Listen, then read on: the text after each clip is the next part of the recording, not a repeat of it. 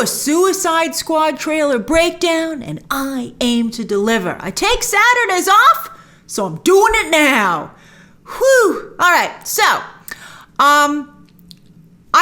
it's a good thing it took it's late, but I'm doing this. I'm excited to talk to you about this trailer. Why?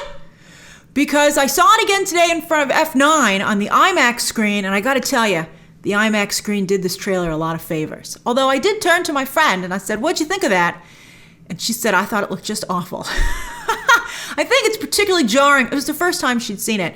And I think it's particularly jarring with how bad the jokes are. But once you come to accept that they're just full-on cringe, I think you can start to see some of the better aspects of the trailer. I'm a little concerned that James Gunn said that this was the best, this trailer was the most accurate representation of the film, and it is my least favorite trailer. It actually also has all the Suicide Squad trailers have underperformed, which is troubling. So, I mean, we'll see how the movie does. It's going to be on HBO Max. I think it's going to do big business on HBO Max, especially because it's clearly super R-rated and there's no age gating on HBO Max. So anyone can watch it and snicker at his very juvenile R-rated jokes. And I guess, that could end up being a perfect mix, right?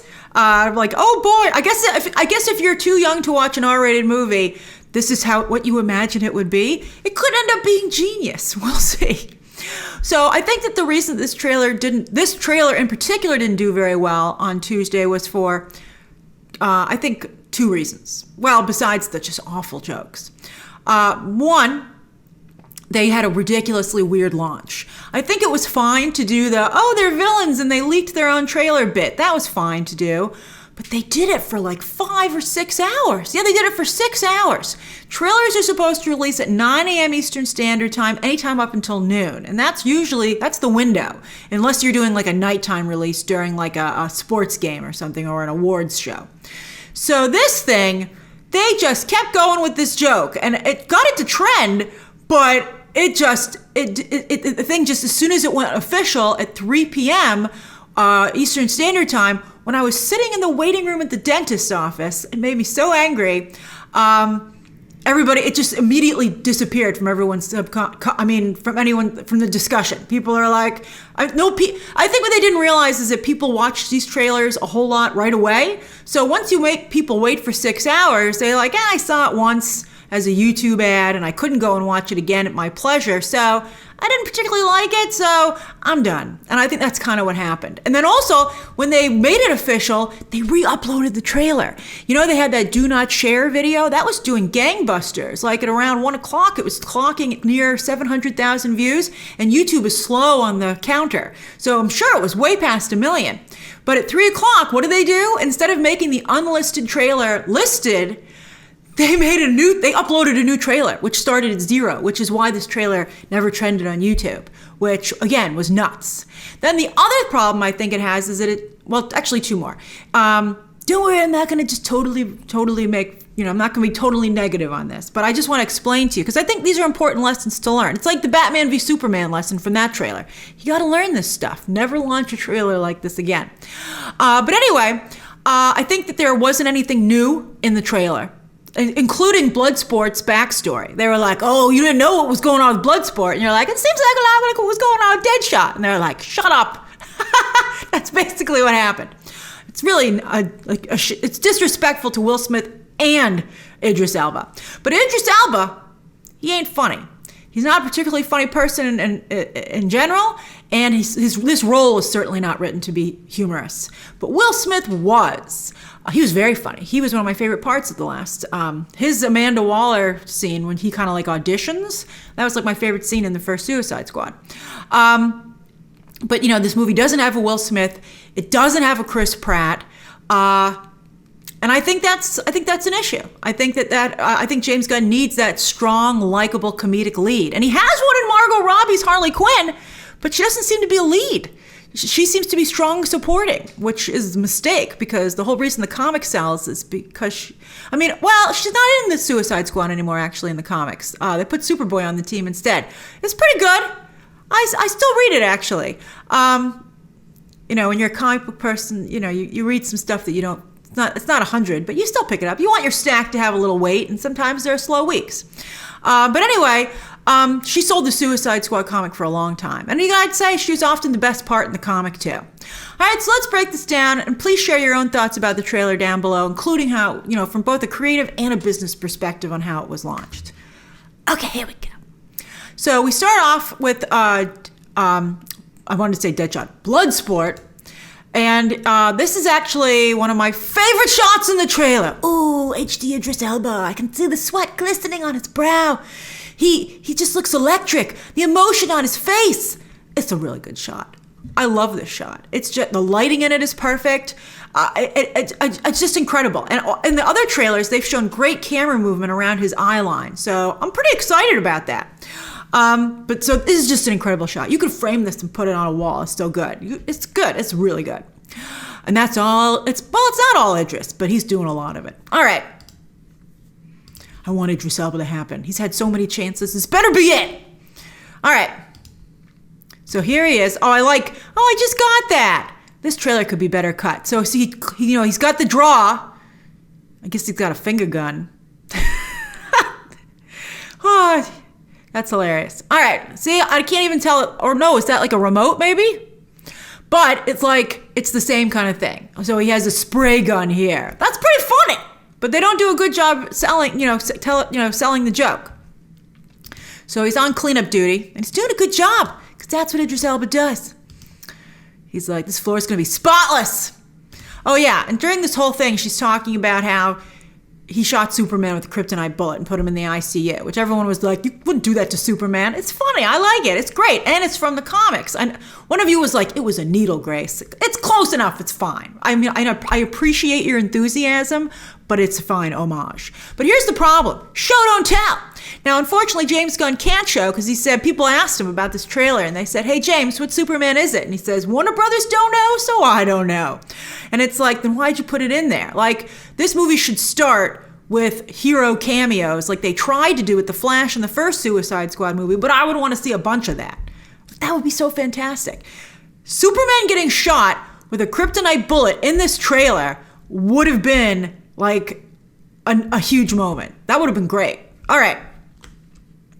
Remember, when you're making a movie, they have to think of trailer moments too. They even shoot the movie in the order of having the shots ready for the trailer. That's so fascinating to me. Not a lot of people know that. And so they should be thinking of trailer shots when they make this movie. All right, he looks great. Now, you might be like, why is this actress getting so much attention? It's so clear here. That's James Gunn's girlfriend. So look for her to get a lot of favoritism in the shots. So Viola Davis, I'm glad she's back as Amanda Waller. I mean, the last movie was not well received. And she could have been like, I'm an Oscar winner. See ya. I mean, I guess she was next to some other Oscar winners in that movie, so, she had good company. But she stuck around, and I'm so happy because she's a fantastic Amanda Waller. He's like, I'm not joining your Suicide Squad. She's like, we'll see. And then she has his daughter. And look at I love this actress. She's fantastic. Storm Reed. She was in The Invisible Man. She's a really talented actress. But look at this. He can't even look at his daughter. Idris Elba is a master class in acting here. Oh, I love it. He's like, oh, it's just so great. I can feel the emotion. He gets me a little bit later in this trailer, too, because he's so good. And I can't believe his daughter's in trouble with the law. That's probably also really bothering him. That's why he's in such a bad mood in just a moment. So he's like, I'm a bad father. I'm taking it out on you. Look, James Gunn's girlfriend. And she's like, stand down. I have this under control. In my Fast and Furious style control room. She's like, it's really important. I'm like, it's always important with you, Waller. Let me see the case file. So she's like, let's meet your team. I'm glad these guys are on the team, like the main team. We thought they were all going to die at the beginning of the movie, but apparently we're going to get to see them sprinkled out throughout in their deaths. I did not think that Mongal would scream like that. I was surprised. But again, it's funny when I think about it now, but for some reason, not at all funny in the trailer. Maybe it'll play better in the movie. Now, I hate this weasel thing, but I gotta say, it's really well designed. I have major problems with it. We'll talk about it more when it becomes really problematic. But I have to say, it's visually arresting. John Cena agrees. Her rat is waving at them. Does he have like a backpack on?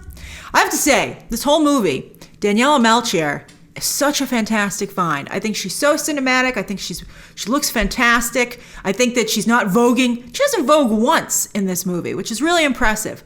And I just think I mean, it's hard to be the rat girl and make it look good. And she does. So I'm a big fan already. So he's reading his book upside down. Yuck, yuck, yuck. But I do like that he looks like a shark. He does look like a shark. I do want to touch his shiny skin. So thank goodness we didn't have to listen to that bad joke about angels. But here's another one. So she's like, she looks great. But who can concentrate on that when she's talking about going number 2? And you know what? I think these jokes are number 2.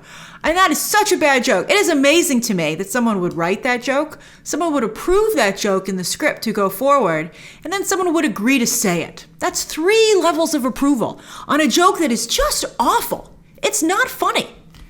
And who would want to imagine that? I mean, I guess there's always someone, but really bad. But she looks great. The red and black look fantastic on her. It's a very Harley outfit. She looks fantastic. I don't know who wears leather to a jungle, but she is insane. I'm like, it's going to get real hot. She's like, don't worry, I'm going to have to. She only seems to have 1 costume change in this movie. I wish she'd have even more. That was one thing Birds of Prey got right. A big wardrobe.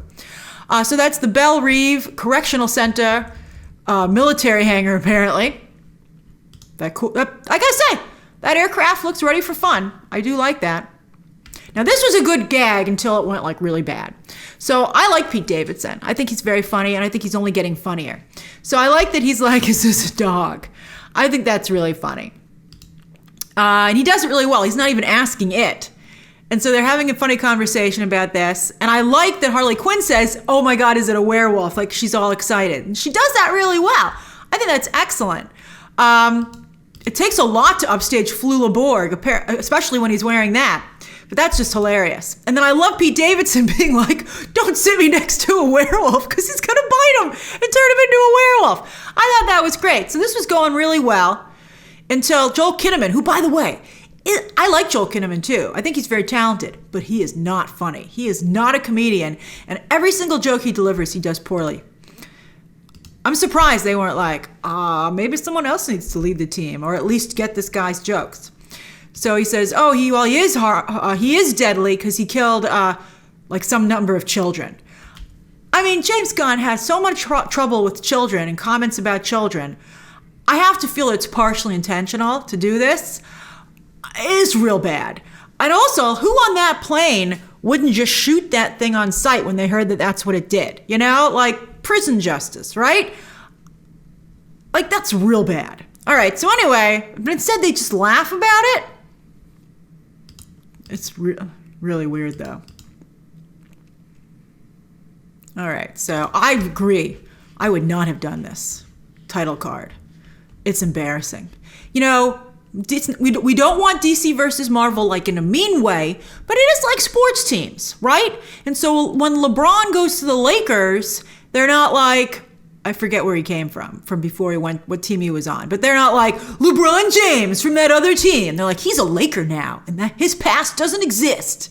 So, like, that's kind of like how it should be here. Like, everybody knows who James Gunn is, too. People aren't like, what'd he direct again? Unless they were like James Gunn, who was fired for being, you know, too edgy for DC, for Marvel, has come over to DC. That's the only way that I would allow it. All right, so... she looks great, doesn't she? What a cool... I mean, again, it's a rat outfit. She's got a rat still on her shoulder like a parrot. And the fact that you're not like, that's horrible, is amazing. So I don't like this shot. Why don't I like it? Because it looks right out of Guardians. Like, right out of Guardians. And it takes me out of the movie. I'm like, oh my God, you're just doing Guardians again. Come on. So I have a big problem with it. I'm surprised when they built this, they weren't like, I think this might be actually the Guardians set. Why did you have me build the Guardian set? You're a super villain, James. All right, so there's Thinker, Peter Capaldi, being like, I can't believe I'm in this movie. All right. So that's part of Starro. They're like, it's Project Starfish or whatever. And I like this briefing. I think it's funny. I like how cheap this theater is. Like how it's like clearly like been repurposed. Now, then again, the whole thing comes screeching to a halt with just an absolutely horrible joke, again, about the butt area and the genitalia. There's got to be a reason the Peacemaker keeps talking about this. And he got his own show. I hope it's not just a show of those kind of jokes. I mean, like, and it's not, I mean, here's the thing. If you're going to be really inappropriate, you better be super funny. And it never is funny. It's not even like, not super funny. It's not even funny. I mean, I guess, yeah, I'm with Idris and Viola. Like, whoa. And then he has to take a note on that. I'd be like, buddy, you're embarrassing yourself. So more rats. Oh my God, if she can make a whole bunch of rats cute, I'm not gonna believe it. But that's an adorable dress she has on. It looks like they're having a crazy vacation. Looks like from Weekend at Bernie's. That would be pretty funny. That'd be a funny joke for this movie. Okay. Starro, King Shark, that poster frame was used everywhere. It was everywhere. Look at all those cute little bite marks he has on him. When he's wearing like denim shorts. That's funny. All right. It's aqua life, sea life versus sea life. Look at that. That Starro is disgusting. Kill it. You don't have to ask me, Waller. So he's like, that's suicide. And I have to say, he earned his paycheck right there, the way he said it. That's suicide. I was like, say it again. Let's make that our answering machine. So he's like, that's kind of our thing. And you can see that this is all part of the same thing, you know, that we see. Although that Bloodsport helmet is so bad. Oh. All right. He doesn't look like he made it. Why didn't anybody help Idris Elba? All right. He's going to have a dramatic moment in the basement. So I have to say, I've never been a fan of David Dastmalchian, but as I said in my Long Halloween review, he blew me away as Calendar Man. So now I'm like, I can't wait to see what he does here. And he says, I'm a superhero. And some of you said he's going to get killed right after that, which would be, it made me laugh, but it would be so sad. I'm excited to see what these dots do, polka dots. I mean, they're super cool. They're beautiful. And they spent a lot of money on them. They're like jewels. Ooh, bedazzle. He should be the bedazzler. All right. I kind of like that. It's an aquarium that breaks right on King Shark. Oh, rats. I mean, Harley looks great, of course, as you would expect. I wonder what that is behind her. Rats and clothes. The realistic side of Cinderella. All right. Yeah, not so cute in live action, is it? So we have some more fighting. Pretty good. Oh my God, it's multiplying. Get it off of me. Whoa, look at its skin texture. It's disgusting. All right. So I don't know what that gun is, but I think this is nice that she sees her dad on the news. What's the spin? Metahumans versus a monster spurs political unrest. Oh, because that's the worst thing. It's bad enough that these metahumans and monsters are fighting, but now they're causing political unrest. I'd be like, who cares? Did you see that thing?